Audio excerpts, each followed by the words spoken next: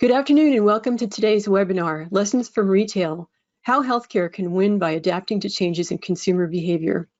I'm Jane Weber-Brubaker, Executive Editor of Plain English Healthcare. We are the publishers of eHealthcare Strategy and Trends and Strategic Healthcare Marketing and producers of the eHealthcare Leadership Awards. Today, we'll hear how ProMedica increased its visibility by optimizing Google My Business pages for its 400 plus care facilities in 28 states. One impressive result among many was a 4,000% increase in Google post impressions last year. Our presenters will share what they did to achieve huge gains like this across multiple key metrics.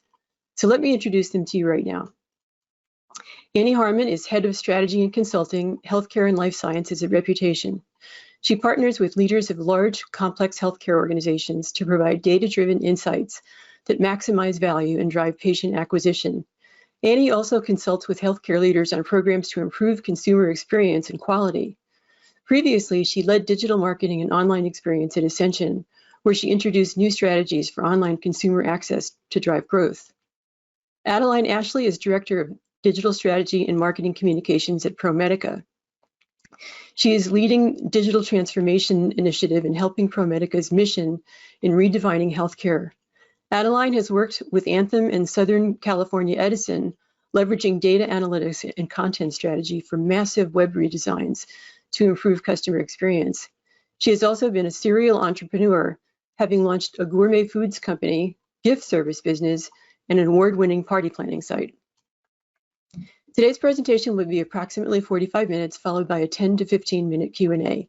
To submit your questions, type them into the control panel and hit send. We'll hold your questions until the end, but feel free to submit them at any time.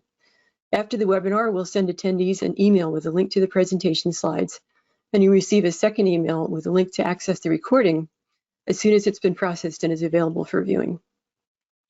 And now I'd like to turn it over to our first presenter, Annie Harmon from Reputation. Annie, please go ahead. Thanks, Jane. So I want to start off by setting the stage for this amazing case study with ProMedica and talk about a little bit of our current environment in healthcare. We live in a feedback economy in which anybody can research anything before making a purchase decision. Think about the last time you bought a pair of shoes on Amazon or looked up a new restaurant in your neighborhood. This expectation for a consumer-driven experience has expanded into healthcare, and ratings and reviews are now the most important decision-making factor to patients after insurance and location. Our recent consumer study found that the vast majority of healthcare consumers trust online reviews. In fact, after insurance and location, as I mentioned, third-party reviews are the most important factor when consumers are selecting care. And they want to choose a doctor who is rated 4 stars or higher on Google. Clearly, we are entering a new era of healthcare that is driven by the same level of consumer choice as retail experiences are. In fact, a very interesting finding that we noticed recently was that this new dynamic was illustrated in the fact that in Google search trends, consumers are Googling the different vaccine brands to comparison shop them. So let's talk a little bit more about how consumers are shopping for care. By and large, that shopping is happening on Google. For consumers who read reviews, we found these to be the most popular sites. And these results tell us that healthcare brands should really focus on Google. It remains the top destination for all consumers seeking reviews and ratings for providers. And this is especially true for millennials. Almost half of them indicated that they use Google reviews to evaluate a provider. It's also really important to focus on Google when it comes to your visibility to consumers who are researching care. Consider your business goals. If the goal is to rank within the top 3 for local search, it's really important to consider all the ranking factors you need to get you there. So there are some direct and indirect categories of ranking factors that an integrated approach can influence on Google. These are influenced by leveraging your reviews, your online listings, your pages, your social engagement. All of this works together to showcase your consumer experience. And these reviews are not only important to the strategy, but also they impact how you show up in Google. And Google loves its own products. Google makes up more than 90% of local search. And in search results, Google is going to favor its own content first.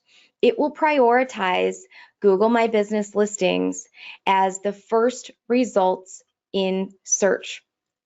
It's also going to prioritize content that includes patient experience feedback.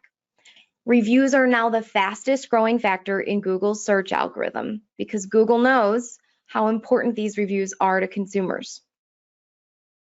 So it used to be that healthcare consumers would have to visit your website and find a provider, maybe click around, see what kind of specialists are available that take their insurance.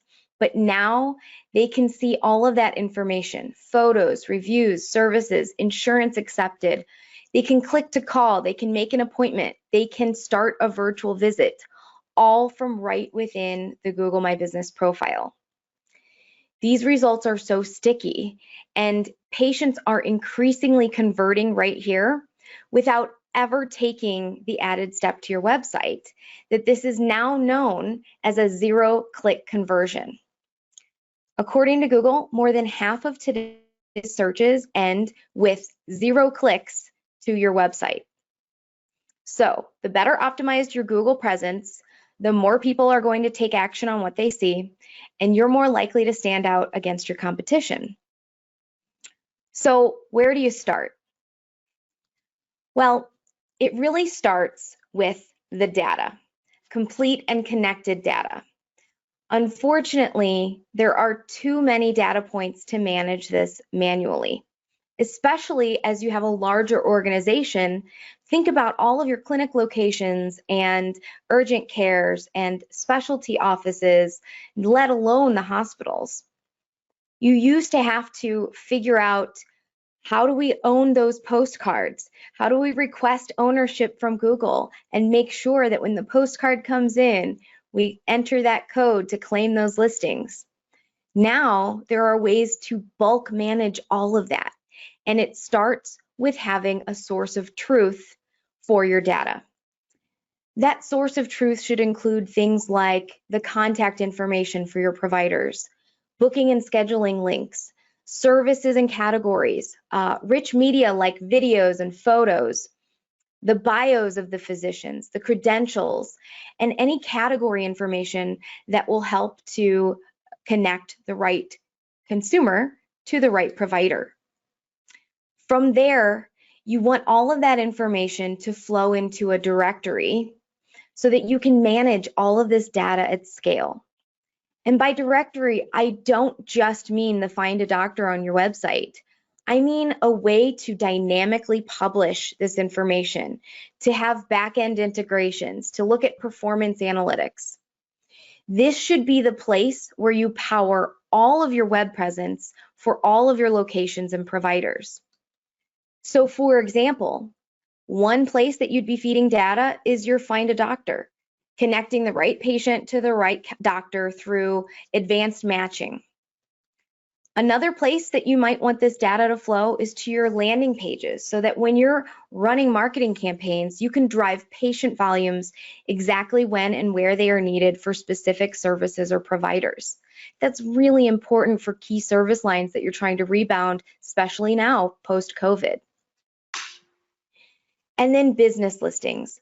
I mentioned Google My Business, but there are all kinds of sites out there where you need to own and optimize your presence across all of the sites that matter in search.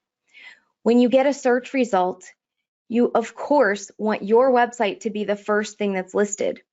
But what about those 9 other results on that page? If you're managing this data at scale, you can own all 10 of those Google search results and be ensured that all of that information is correct and driving conversions. This is what it starts to look like. Now, this is a very busy slide.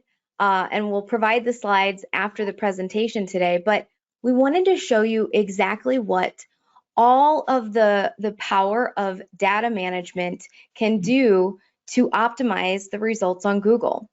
And as you can see in this result, your website is just a piece of that overall ecosystem.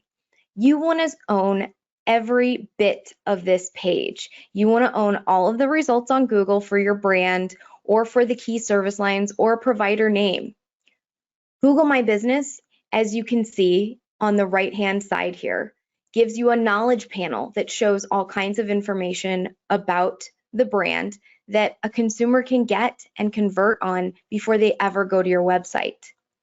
This is especially important in a mobile search where Google My Business is going to show at the top of that result. So how can you make sure that all of these results are optimized? You've already got the data flowing. Things look really good. You've got accuracy and completeness. What else can you do to sort of pour some gasoline on that fire and get those volumes to your service lines? Well, let's talk a little bit about the feedback that we mentioned earlier. This is the power of review requesting. So to optimize your conversion strategy and drive patient acquisition, it's really important to couple the right data on Google with more customer feedback. So you can think of reviews as that fuel that's going to improve the likelihood of your brand being found and chosen. The more reviews, the better. Reviews, as I mentioned, are the fastest growing factor in Google's search algorithm, and this has been true for the past 3 years. So you want to start requesting reviews, and here's an example of what that might look like. You ask a consumer using an SMS text for a review, and then you start seeing these massive results in review volumes. As you can see in this example, and this is a real customer, you can see that the volume of reviews skyrockets as soon as they started asking for reviews. And what's really interesting is that most of this feedback is positive. So one of the things that can prevent organizations from wanting to request reviews is that they worry about that negative sentiment. What happens when we start asking for reviews and we get negative reviews? Isn't that going to be worse? Well, it's actually not. In every case, when we turn on review requesting for customers, it results in a larger volume of reviews and an increase in positive sentiment. And as you can see from this example, that positive, that green sentiment is skyrocketing, and the negative sentiment stays largely the same throughout. It increases just a little bit. And the fact is that if a consumer has something bad to say about your brand, they're going to find a way to do it anyway. So by asking for feedback from everybody, you're going to collect a lot more feedback from people who maybe wouldn't have thought to give you that positive review in the first place. So as you can see, as reviews increased, so did the visibility of this Google My Business listing. And here you can see that when they did an assessment of the investment in managing their online reputation and their visibility on Google, they saw a 691% return on that investment. This is huge. If you could take any piece of technology and say, hey, if I invest in this, I can turn it around into a nearly 700% return, you're definitely going to catch the ears of your leaders within your health system. So here, as you can see, the calls went up, the clicks went up, and they were able to secure a lot more conversions. So now we've got very clean data, it's accurate, it's flowing to all of the websites, and we're optimizing our visibility by adding more and more patient feedback. But what comes next? What do you do with all of that patient feedback? Well, you use it to build toward a better experience. In this slide, I really want to talk about what it's like to take table stakes and turn that into reimagining the entire experience. So obviously, table stakes is we've got to listen. We've got to know what consumers are saying about our brand. if patients have concerns about getting care at our facilities or with our providers. You want to collect feedback from all sources. So that means ratings and reviews, social media, surveys that you might be doing, even employee surveys, CAP surveys, any piece of feedback data that you can find, pull it all into a single place and collect it from all the sources you can. Then you can start doing service recovery. So someone makes a complaint about an experience that they had, and you can trigger a workflow to recover that service, to resolve the issue for the person. Maybe it's related to billing. That's not something that the social media marketer can handle, but they can put in a workflow that triggers a request to the billing team to follow up with that patient. So that's how you handle individual service recovery. But how do you then take that and prevent issues from happening in the future? Well, that's where you start to act. That's the operational improvement piece of this. You can start to analyze these large swaths of feedback and look at the patterns and the trends in different categories, if there is an issue at a regional level or an individual provider level, or maybe in a certain category of care. This is how you're able to take that feedback, analyze it, and improve the experience and quality, because you can pinpoint the issues in real time. From there, you're expanding your program, and you want to do more than just improve. You can start to reimagine the entire experience altogether. So how do we win in this new consumer environment? How do we exceed our KPIs when consumers expect a very retail-like experience and they're telling us what they want? Well, let's reimagine that for them. Only then will we be able to drive patient access and increase volumes and really start to deliver on the promise of our brand through the experience that we're delivering. So I'm really excited to have Adeline here to share what ProMedica is doing. And I want to start by saying that one of the things I'm really glad we're able to share with the ProMedica case study is that they are still in it. They have just begun their program in the past year, and they are really along a journey. And I love hearing from organizations that are still working through their program and still building their programs, because it never ends.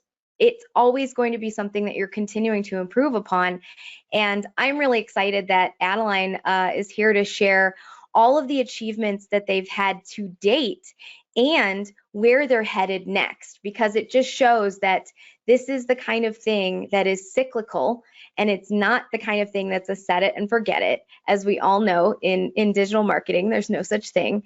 And so without any further ado, I want to introduce Adeline to share the ProMedica case study with us. Thanks, Annie. What a wonderful introduction. And it's wonderful to see that our great partnership together has led to some fantastic numbers that we'll share with you in the upcoming slides. But it really does take a village and a good partnership to reach the digital outcomes that you want and do this digital transformation that people want to be involved with, whether it's improving their patient experience and looking at reviews. All of those things happen when you have a great relationship with a digital partner such as Reputation.com. So a little bit about ProMedica. We started as a regional place where we just pretty much had hospitals, but we have grown tremendously, and we're now a national company with services across 28 different states. We employ 48,000 folks to help service and redefine healthcare. And we really focus on senior care services like skilled nursing facilities and hospice and palliative care, as well as our hospitals and doctors. And then we also have a division of health insurance plans. So we run the gamut of different care throughout the healthcare system. In addition to that, we have 3 pillars that we really pride ourselves on, and what really stands us out from all the other different healthcare systems out there. One of it is the social determinants of health. We're really focused and mission-driven on health outcomes by focusing on the environments in which people live, work, and play. How do we help folks get to their optimal health by looking around their environment and making sure that we can help them along their way to improve their health. Along with that, we look at healthy aging, and that comes with looking at and investing in how do we start from cradle to grave, as well as what are those different things that we need to do in our service lines to make sure that people age well and healthy. And lastly, the other leg is innovation. We're constantly looking at different partners and how do we put together unique things that would bring an experience that helps people remain healthy throughout their life. And we have some big initiatives coming up. We recently purchased HCR Manor Care, which was our skilled nursing facility division, and we're now transitioning that to become ProMedica. And so that's a big brand initiative that's starting in December. We're also, as we're always doing innovations, we're looking at things like the Longevity Institute, in which we are trying to help high-profile consumers reach their optimal health through a very customized program, and they come in and they get evaluated, and we basically put together a recipe on how they can maintain optimal health. And lastly, we are also working with idea incubators such as Bitwise to make sure that we can look at ways that technology and health can work together and provide that optimal health, part of our 3 pillars. So next slide, Annie. So when we think about the transitional customer experience, what Annie was talking about, it really involves looking at all the different areas to support that Google experience, where you want to make sure that you're present and own that Google domain. And when you think about it that way, you need to look at where are the pieces that we can improve ourselves. So if a person is looking to pay their bill or they want to fill prescriptions, we want to make sure that we have content on our site that satisfies that. But also when you go to Google, that those landing pages are optimized, those keywords are optimized, and then our Google listings are optimized so that they can directly get the information that they need. So that is something that we've been working with Reputation.com a lot lately, and we've been doing a lot of fixing of our Google listings and taking care of that so that we can definitely show up when people are looking for us and wanting to transact with us. Next slide. So if you think about our milestones, really we are kind of young with Reputation.com, but we were introduced to them through our HCR Manor Care relationship. They had been using them, and we really liked what they were doing and how they were able to manage so much information and making sure that the search results were correct. And so we adopted that practice onto our hospitals and doctors, and are extending them out to all of our divisions. And with that, we worked very closely with Reputation.com to make sure that all of our listings were correct, as Annie mentioned, the source of truth. And then from there, we also made sure that the directories were dynamic so that they can feed into all of the different things, whether it be a local listing for a doctor or a location, or it would be something that would match up with our landing pages, and so that our campaigns were all in sync, etc. So that's how we started the growing in the partnership, and as well as optimizing our local search. And we also took that local search and started developing what we call an always on campaign, in which our competitors around us were very good at beating us out with our Google ads. And we learned that, you know what, the trifecta really is, as Annie had explained, to make sure you dominate in everything. So making sure that our pages, our landing pages and doctor profiles were robust and correct, making sure that our content was full of good information and matching. And then what we noticed was, because also our listings were accurate, everything started flowing. We started rising up and dominating the top 3 locations in the ad search for Google, as well as dominating with the Google My Business listings, and then the natural search results. So dominating that whole page has made a huge difference for us. What we're now trying to do is work on reviews and requesting reviews, because once we see that come into play, we know that Google will like that and will actually help bring our doctors and our locations into greater visibility. And along with that, part of my work is, while this is the beginning seeds, is to do a digital transformation roadmap to making sure that our platforms can support what we're doing and providing a much better digital experience. Because let's face it, everybody is on their device or somewhat interacting with digital. So we really need to make sure that we're digitally ready. Next slide. So how did we do that? We really wanted to make sure that local search was first and foremost something that our department worked hard on, and making sure that all of our ducks were in a row so that we had the right data and that everything was clean. And what we discovered was, you know, it wasn't as clean as we wanted it to be, but with the help of Reputation.com and working together, we were able to do that.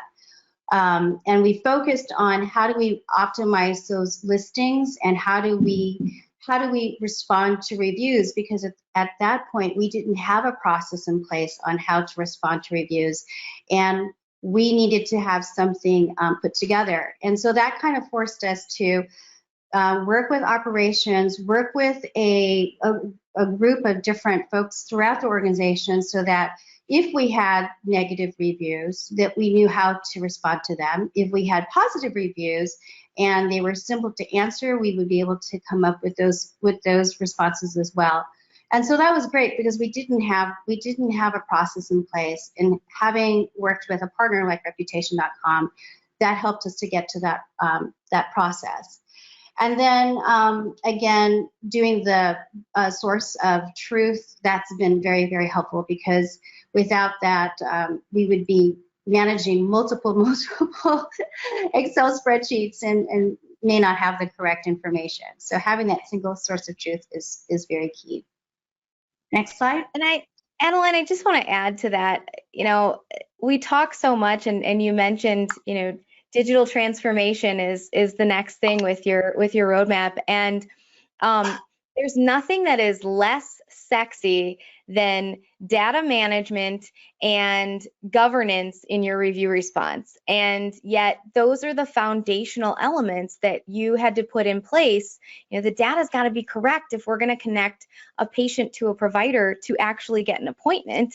And we've got to respond to reviews in a way that is scalable, and not just, you know, turn this thing on and have no plan for how to help people when they do have a problem that needs to be solved. And those are the things that they're not fun to do. You know, they're not the exciting things like, oh, look at our new user interface on the app, or look at this new, you know, bill pay system that we put in place. Those are the things that are boring drudgery, but you can't run a marketing program without them. And I thought it was really smart that that's where you started, because for so many organizations, they get a little bit down the road and then discover, oh, wait, we don't know how we're going to do this. And so it's really important to think through all of those things as you scale your program, and start small and build from it, because there's no way you can do everything right out of the gate. And so I thought that was really smart. Yes, thank you for saying that. Next slide. Okay, yeah, this is the slide that everybody's been looking forward to hearing our results. And so what's our first highlight is, like, we have so many data points and so much information, and my team has been working really, really hard to making sure that everything is accurate. And so in this process, we were able to fix all of these data points to a 99.6 accuracy to date. So that's pretty impressive. And the team both worked really well together to get that. We also saw a 4,000 plus increase in the Google post impressions in 2020. A lot of that mostly came from the COVID and having that interaction and making sure that people knew, you know, as you can imagine, having a large health system and being in different states, and, you know, just let's focus on Northwest Ohio and Southeast Michigan. We had to make sure that the information that we were posting about visitor rights or who could come in, or, you know, what was happening with masking was localized to that area. So we needed to make sure that everything that we were putting out was accurate. So we would avoid some negative reviews, right? We would make sure that that experience was accurate. We also saw a huge increase, 331% increase in listing views, where we saw typically, I think it was around 2.7 million in 2019 up to 11.7 million in 2020. So that was an amazing thing to see. And then we also saw a growth in our review response rates. You know, we are just starting with reviews now, and it's nice to see that we're doing that, but we're hoping to see more numbers grow out of that. But you know, we'll be hoping to get the review requests through text, pass through legal, but even just from an organic perspective, having the visibility and people seeing us and having our listings up gives, you know, organically people the opportunity to provide the reviews. And then when we look at the different outcomes of clicks to the website, we saw that it went from 31,000 in 2019 to 251,000 in 2020. So that's where we see that increase in clicks and visibility. Now, I don't think we could expect those numbers to remain the same year over year, but certainly from a starting point, I think we didn't crawl and then walk. I think we just shot up real quickly. So that's an impressive thing. And sharing that with my leadership, it's fun to share these great numbers. The other thing was we saw a huge increase in clicks to call. Again, like Annie explained, you know, we have to consider that a lot of people won't go to the website, that they're really so busy just being on their phone and like, oh, I need to find that number. And if all of that is accurate and you can just click to call, hey, that's a huge win. And then the last one is, again, directions to the location. So you can see our numbers, and it's really great to have a platform where we can make sure that all of our listings and accuracy is there so that we can get these great outcomes. And my jaw kind of dropped when I saw the numbers that when we were pulling them for the presentation, because I remember when I was running a program like this, and when we first started to get the data, you know, the data cleaned up, it was the source of truth conversation, and you know, the results just from doing that were huge. You know, you take a huge leap forward. And then from there, it's just iterating on things, you know, like adding in review requesting, adding in Google Q&A, adding in posts. And so you can see how there's always plenty to do. And, you know, like I said before, the work's never going to be done, and, you know, you're still in the thick of it. But just to see these results, you know, right out of the gate, it just shows the power of the data working across the web, and how important it is for it to be accurate and complete when you're running a program like this. Yes, couldn't agree more. So if you think about the key takeaways, one of the biggest things that I think helped us is coming in and having a digital focus. I came to ProMedica, and you know, they have a great marketing department and great working relationships, but they were very, very busy on doing the day-to-day, and they brought me in to help bring them to a new digital era.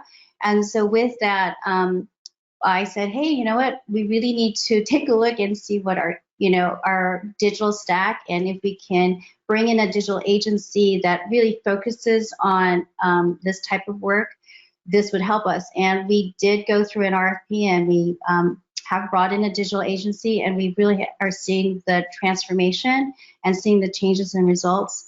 And they've been great partners to help us, making sure that all of our listings and when we do our paid search and our landing pages, that everything is working in concert. So working with a digital agency, working with Reputation.com and other digital components, all working together is huge. So I recommend making sure that you have a focus on digital, that you have all your partners in play. The next thing is also to making sure that we have a digital presence and the right customer experience. And so as we're growing as a national company, I have to think about what is the future. And Annie alluded it to earlier in that, people think about the experience not from a healthcare perspective anymore, but from a retail experience. I learned a term called liquid expectations. And that's something that if you're on Amazon or if you're on Chase and you like that experience, because they recognized you or they know that you have certain interests and they present information to you like that, you're going to want to have that same expectation no matter where you go. So if you're now interacting with your healthcare and your doctor, you want them to know, hey, Adeline, thanks for visiting us. We noticed that you have XYZ. That experience from one industry to another, if those are great experiences, you need to emulate that into your own digital experience and what you present to your customer. Again, Annie was saying data is not sexy. I think data is very sexy. And data governance is not sexy. So, making sure that we have things in play, that the data is manageable and can be done at scale is important. So having a system that's robust, that you can go back into the back end and update and manage, that's very, very key, because you certainly can't manage a bunch of Excel spreadsheets. People will go bananas looking at that. And then lastly is, using that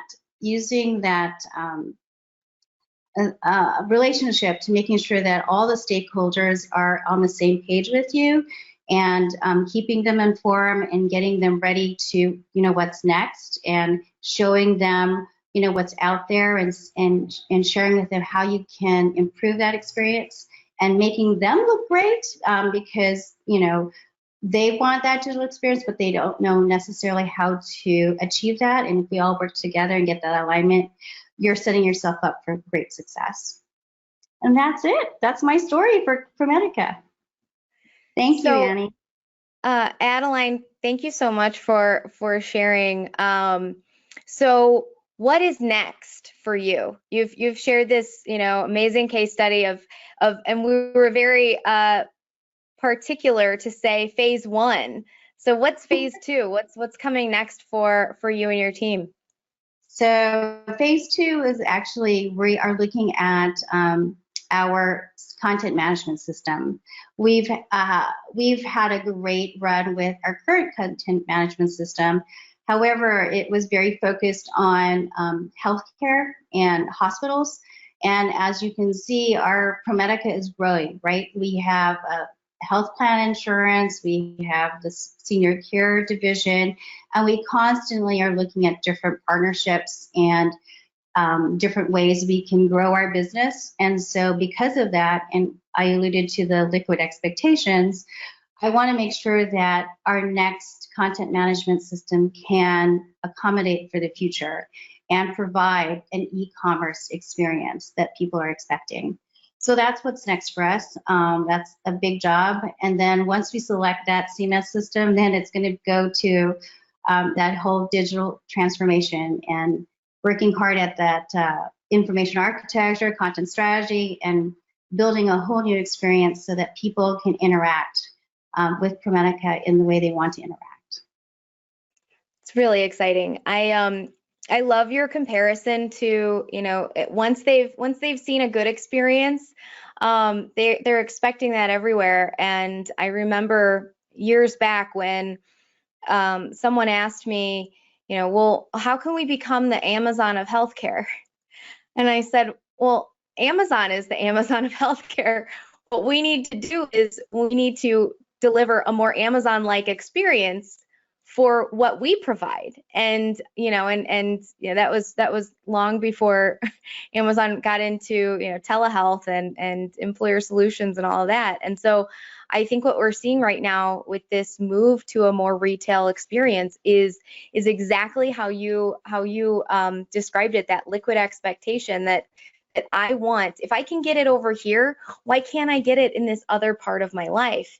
And consumers aren't going to put up with our stuff anymore. They're not going to be patient with the fact that we have disconnected data and that our user experiences kind of suck because we can't share across multiple EMRs, or that our credentialing data is out of date. They're not going to put up with it because they have other options. And that's what becoming more consumer focused and delivering that retail experience is going to be all about in the future.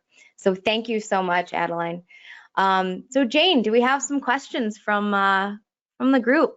We do, and great job, you guys. I'm always interested in success stories like this, and these numbers speak for themselves. And I have to say that like you, I must be a geek because I think data is very sexy. So the numbers really speak to me. So let's get to our questions. Our first question is, if Google reviews are the most significant, how do we as healthcare marketers provide patient-verified reviews on Google? Patient-verified. I'd be happy to take that one. It's very simple. All you have to do is trigger the review request from an actual patient encounter. So if I go to an urgent care or I go to see my primary care doctor, as I'm leaving or later on that day, I get a text message that says, you came to see Dr. Johnson today, and we'd love to know more about your experience. And then I can provide my feedback immediately and in real time. And this is really important because one of the arguments against trusting online ratings and reviews is, well, can we actually prove that they were patients? Well, if you're the one asking them and you know that that's a confirmed patient visit, then you know that those are legitimate. And it really doesn't matter if you think they're legitimate or not anyway, because consumers believe that they're legitimate. And when you ask consumers where they're going for ratings and reviews, they're not going to hospitalcompare.gov to look at CAHPS. They're going to Google. It's their number one place to start. And so it's really important to start asking for them and not just leave it up to chance. Okay, the next one, oops, let me go back to there was a two-part question for Annie. Annie, can you repeat the stat you shared at the start of the presentation? What percentage of conversions are no-click, meaning they take place on Google versus consumer clicking through to the website? Yes, according to Google, half of the conversions that occur as a result of a search are zero-click, meaning that they are taking action on the Google My Business knowledge panel that shows up either in mobile or on the side of the desktop screen versus going to your website. So half of those are happening right there in that immediate result. And then this is a follow-up from the same person who wants to know if you can share specific conversion points that are likelier to take place on Google, for example, a phone call, a virtual visit, or any data on how that breaks down. Absolutely. So anything that a consumer can do with a click, they're going to prefer to do it in those search results. And more than 60% of that is happening in mobile search. So a consumer's on the go, and to get back to Adeline's example, I search, what does a sprained ankle feel like? That takes me down a path, and it shows me symptoms, treatments, specialists. As I click down through that funnel, I'm going to end up on a Google My Business listing, if I'm in my mobile device or if I'm searching symptoms, I'm going to end up converting in Google. And so that symptomatic search is really important to be optimized for, because those conversions are going to happen at the moment that that consumer is searching for care. And when I say that, what I mean is there are certain times that a consumer is just searching for something, but maybe they don't have the intent to convert at that moment. So maybe they're searching for a pediatrician for the future because they're pregnant and they're going to need a pediatrician. There are other types of searches. Those symptomatic searches are more likely to result in conversions on Google My Business because it's real time, it's an episodic situation. I've fallen down, or I have a fever, or I have a thing that I want to get checked out. That's going to result in me needing care at that moment and with a specific intent to get the care. So those are going to result in more conversions in your knowledge panel results, because that's where they can get it done the fastest. They don't have time to look around. And if I could add to that, from a digital marketing perspective, I love the fact that we are having a combination of both paid and organic. And what Annie's been talking about is organic. I mean, I'm not paid for that, and just by having the opportunity to making sure that all of my listings and everything that is working in concert from an organic perspective, I'm getting that conversion. I'm not having to pay for it. So, but if you add the paid to it on top of that, then I'm dominating the space, right? And that's the goal, right? We want to have a certain amount of it as organic and a certain amount of it as paid, and it's a win-win situation. And Adeline, you touched on something that I think is really important, and if those who are on this webinar are anything like you and I, they've got to have some accountability for the conversions that they've driven. And I remember years ago having a conversation about, we don't want to drive them to that page because that's managed by this group. We want to drive them to this because that's managed by our group, and then we get the credit for all of those conversions that are happening right there. And my response was, well, I don't care if they are scheduling an appointment on a vendor website, on our landing page, from our Find a Doctor, or on Google My Business. I don't care where that appointment is scheduled, because at the end of the day, the point is I've gotten that appointment, and we can track, we can say where it came from, but why would we actively try to not send consumers to an appointment where they're already taking action? And where they're already taking action is in their mobile device. So let's be there to grab that appointment when they want to make it. Mm-hmm. Adeline, this is a question that maybe relates to your, and either one of you can answer this, because it's really about organic. How important is regular old organic on on-page SEO now in light of these other factors in the Google algorithm? I think it's still very important as our digital agency will tell us on our SEO weekly meetings. It is very important that we maintain that presence, because that's authentic, and that's where people feel confident with that. And then if you have a mixture of paid with the SEO, it's, like I said, it's a win-win, right? You've captured and you've dominated that page for that topic or for that search. All right, there's another question for you, Adeline, but I'm not sure I'm completely clear about it. I'll just read it out.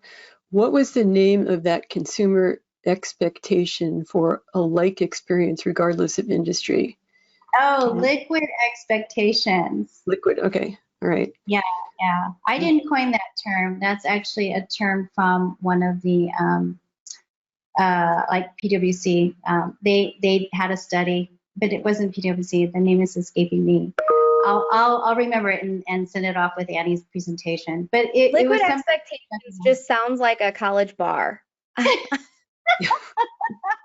I'm glad somebody was listening more carefully than I was like, what? Glad you understand.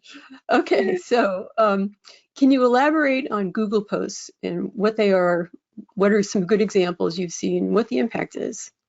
Annie, why don't you take that one, and then I can expand. I would love to take Google Posts. So Google Posts are one of the most misunderstood areas that you can get into when it comes to Google My Business and local search. So first and foremost, Google loves Google. Google loves Google more than anything else. And so Google's going to do everything it can to keep both consumers and businesses engaged on Google products. And so when Google Posts first came out, a lot of organizations tried them and they were like, well, wait a second, we're not driving up our conversions through these Google Posts. It's sort of like, you know, we've taken this idea of social media and dropped it in here, and what's the point? And, you know, it was hard to sort of see what the value was. But where we figured out the value is in the fact that Google wants you using Google products and wants you engaging with Google products. So as a brand, if I'm engaging on my Google My Business post, Google, that's a trigger for them to say, oh, well, this is a brand that is actively engaging with consumers, putting out up-to-date information, the latest information, they're providing value. So this Google My Business listing must be very important. So we're going to move it up in proximity. So what happens is, whether it's Google Posts that you're putting out there, or Google Q&A that you're responding to, or, you know, changing up your photography, you know, all of these things are considered engagement by Google. So by putting out some posts, you're engaging with that listing, and Google says, oh, this is good content, I'm going to move it up in visibility. So what we see is, as in your case, Adeline, when you start putting posts out there, regardless of what the topics are, you're going to start to see more visibility of your listings. And because of that higher visibility, you're naturally going to get more conversions, because you've got to be seen to be found, and you have to be found to be chosen. So, so that's the value of Google Posts. And I would encourage any organization to consider Google Posts as another social media channel. You know, you don't have to put it out there every single day, but, you know, build it into your editorial calendar and, you know, watch that engagement and see how your numbers might change. The other thing to do is seed some Q&A. So if there are common questions that people are asking, or you see the same questions coming up over and over on your Google listings, come up with your list of 5 to 10 questions and seed those. You can put your own questions out there and then answer them. And it's a great way to add more completeness to that Google profile and also get more visibility with consumers. And so that is your own FAQ, right? Yeah. And that is something that both Reputation.com and our digital agency, Quick Simpson, they had advised us on, you know, how, because we were like, how do we beat out our competition out here? And they're like, well, if you seed the questions, if you participate in these things, you will naturally see yourself increase in visibility. And, you know, over the years, that's what we have seen is through those small little efforts, right? You don't think of these as like, oh, that's not going to make a difference. Well, it does make a difference. And one of the things that I you know, and this is not a sales pitch or anything by any means, but one thing we do a lot for clients is they've got multiple locations. So I've got 10 primary care offices, I've got 5 cardiology locations, I've got 6 OB. Like, how do I manage, you know, all of that's 21 locations for me to put Q&A out there on, and a lot of it is duplicate anyway. So if you can create, you know, your Q&A on the back end, and then take that and feed it as a widget to your landing pages on your marketing campaigns, your service line pages on your websites, and all of the locations that Q&A applies to, then guess what? Instead of having to put a Q&A out 21 times in 21 different places, you go into one dashboard and you answer, what insurance do you accept? You add an insurance to it, or where can I park? You change the answer to that question, and it feeds everything. And it's really important to have, getting back to that source of truth, if you don't start with that as your basis, you won't be able to manage this new expectation at scale. And so it's really important to have a way to do that. So Annie, I have another word, and that's called COPE.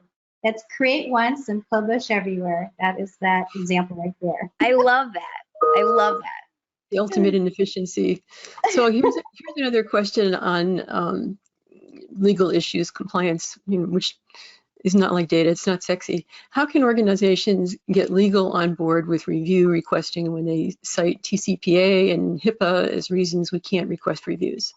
So we are going through those hoops right now, and it's really a process of bringing them in slowly, sharing with them the legal pieces, how it's working, showing them how other healthcare systems are doing the same thing, and they've overcome those hurdles. So we brought those folks to the table, as well as creating mock-ups so that they can see the exact experience.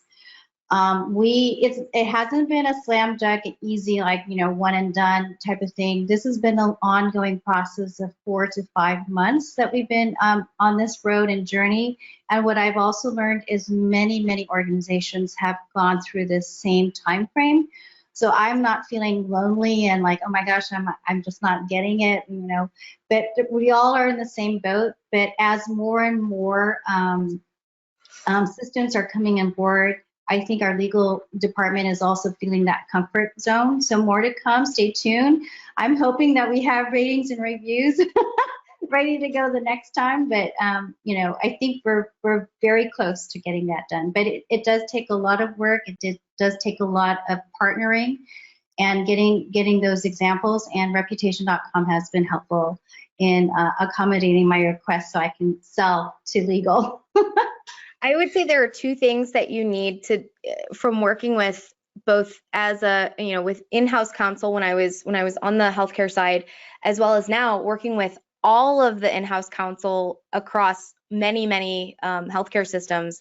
The two most consistent things that we get asked for are, number one,